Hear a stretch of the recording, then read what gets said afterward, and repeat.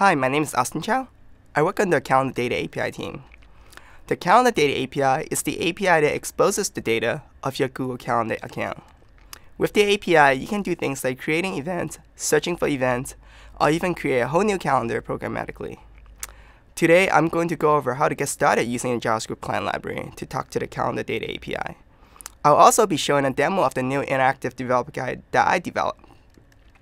This new developer guide lets you play with the code right in the browser, so it's a great learning tool for you to start learning how to use the client library. The JavaScript client library is the latest client library that we have added to the list of client libraries that we officially support, which include Java, C#, PHP, and Python. But the JavaScript client library is particularly useful because it allows you to easily integrate with your HTML, and there is no server-side dependency.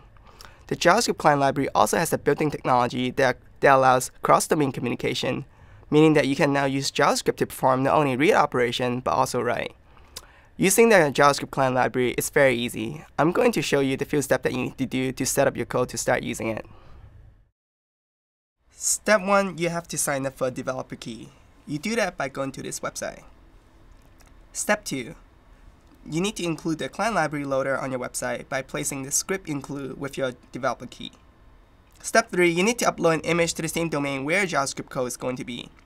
This image doesn't have to be visible. As you can see, I'm positioning it far off the page. This is needed for cross-domain communication purpose. Step 4, you need to use the loader to load in the JavaScript client library. Step 5, you now need to set the callback function to be called when the library is loaded and ready to go. Step 6, inside the callback function, you first need to check if the user has logged in. If not, you need to redirect that user to the Google account page to log in. The user will then be returned back to your page when they are authenticated. Now you're ready to use the JavaScript client library to make calls to play with the Calendar Data API. Now let's go to the interactive developer guide. You can access it by going to this address.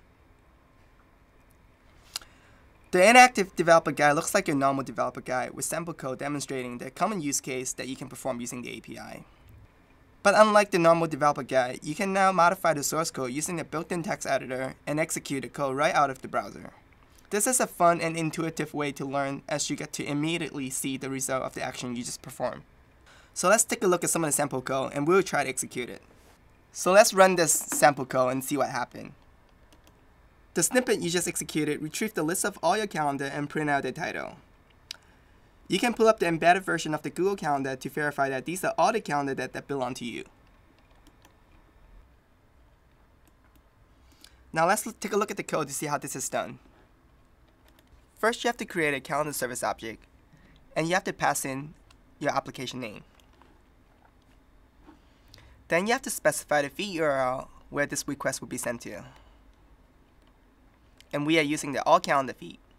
Then you have to define your callback function. So inside the function, we are just iterating through the list of calendar you have and print out its title. We are using the print function, which is a convenience method that we provide in this developer guide. And then you also have to create a callback function for your error handling. And now we're just outputting the error message to the output tab. And finally, you have to submit this request to the server by calling the getAllCalendarFeeds through your calendar service object by passing your feed URL, your callback, and your error callback. So let's modify the code to do something different. Let's add some code to print out the time zone of your calendar. You can easily do that by going to a text editor and change the code. And now let's run this code. You see you have the calendar title and the time zone being outputted. Okay, reading data from your calendar is fun, but it's more interesting to write data to calendar. So let's create an event to your Google Calendar account. First, you have to create a service object again. And now you have to specify a different feed URL to do event creation. And this is the URL that we're going to use, the private full URL. And now you have to create an empty event object to represent this new event. And we set the title to YouTube video shoot. To associate time with an event, you have to create an when object. Then we have to set the start and end time of the when object using the datetime string. And here we are specifying the start time to be today at 9 a.m. And we're specifying the start time at today 10 a.m. and then we set the time to the when object. And then you add the when object to the event, and you also have to specify the callback function to let you know when the event is created. And you have to specify the error handling method if there's any error happen. And finally, you have to submit this request to the server by calling the insert event method. And let's run this code. And let's take a look at the embedded calendar. And there it is. I hope you have an idea of how easy it is to use the JavaScript client library. The Interactive Developer Guide has many other samples that demonstrate other features of Calendar Data API. So I encourage you to go check it out and play with that. For more resources, you can visit the Calendar Data API homepage on code.google.com. Thank you. Have fun coding.